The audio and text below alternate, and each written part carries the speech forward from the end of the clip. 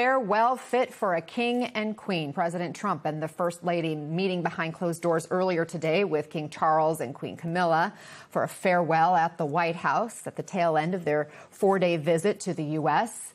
And the royals are getting ready to now head to Arlington National Cemetery. I believe these are some pictures just moments ago as the king's getting into that vehicle. There they will lay a wreath honoring fallen soldiers before heading back across the pond. Let's bring in MS Now White House reporter Akayla Gardner, along with former Ambassador Philip Reeker, who served in the U.S. Embassy in the United Kingdom, and Chief White House correspondent for the New York Times, Peter Baker. Akayla, walk us through what we are expecting from this day's worth of goodbyes. Yeah, so King Charles and Queen Camilla just met with the president and the first lady in the diplomatic reception room. It's a room that was created by President Theodore Roosevelt back in 1902, and it was used to greet foreign dignitaries. They're on their way right now to Arlington National Cemetery, where they will remember fallen soldiers and really seek to reaffirm that U.S. and U.K. military partnership. And that is really something that King Charles has done throughout his visit. And something I've been thinking about is I had the pleasure of covering Queen Elizabeth's funeral back in 2022. And something that was really talked about then is what kind of legacy the king would have, what kind of era he would bring the monarchy. And he's really had a difficult time on the throne. He has battled cancer. He's been estranged from his youngest son, Prince Harry. He had to strip his brother Andrew of his title last year due to his ties to Jeffrey Epstein. But where he has really shined has been on the world stage in this role as a statesman. And that is something that he has done on his visit here, particularly in his speech to Congress. And he is likely leaving the U.S. today feeling happy with his performance and being able to control what he could control on this visit with President Trump.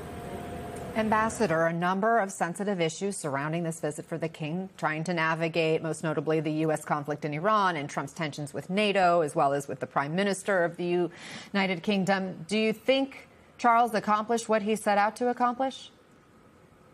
And I do think so. I think His Majesty will be very pleased with this trip. He obviously had a warm welcome from not just the President and the First Lady, but from the American people. I think the interest that we've all taken in this visit, of course, recognizes the unique role that the United Kingdom plays in the founding of our country. And the King underscored that in his really terrific speech before the joint session of Congress.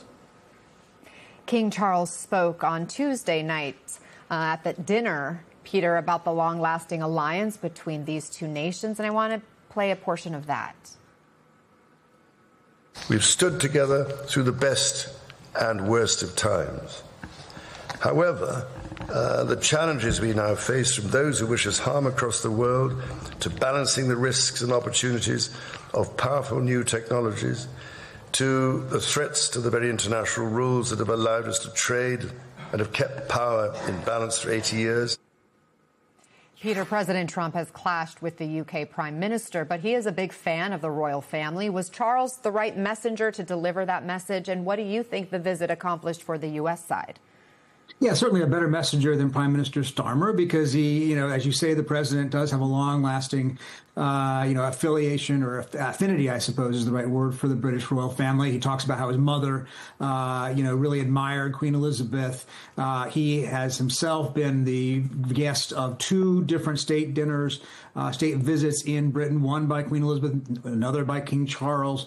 And I think it goes to your conversation earlier with Ashley Parker as well. I mean, this is a president who kind of sees himself in almost royal terms. He presents himself sometimes on social media as a king. That's why his opponents have protests saying no kings. And it was a fascinating thing to see a real king come here and talk in very measured ways, in very subtle ways, the way the British monarchs do, about the importance of democracy at a time when there is a big discussion about President Trump's commitment to that. But most importantly, I think, for the king, as we just talked about, was the notion of smoothing over the relations. Certainly for these 4 days, he's done that. Whether that lasts past tomorrow, that's a different question. President Trump spoke by phone with Vladimir Putin yesterday, shortly after the king emphasized the importance of NATO. Kayla, what do we know about that phone call? So that call that took place yesterday lasted more than an hour, and we know that it was actually initiated by Putin, and I don't think that it was accidental after the King's speech, where he very directly asked the Speaker, Mike Johnson, to support Ukraine and for the U.S. to really reaffirm its commitment to NATO. And we have seen the president talk about NATO as a paper tiger. He has previously threatened to withdraw from the alliance. So I don't think that timing was accidental. And then we also heard from President Trump yesterday saying that he's looking at potentially reducing the number of American troops in Germany, something that Moscow would also like to see. And speaking to diplomats, they've just understood that this is a White House that is unpredictable. And regardless of whether President Trump is happy with this visit with King Charles, they are just resolved to the fact that they cannot control President Trump, and there's only so much they can do to predict his next moves. Peter, what's your read on this Trump-Putin phone call and the timing of it?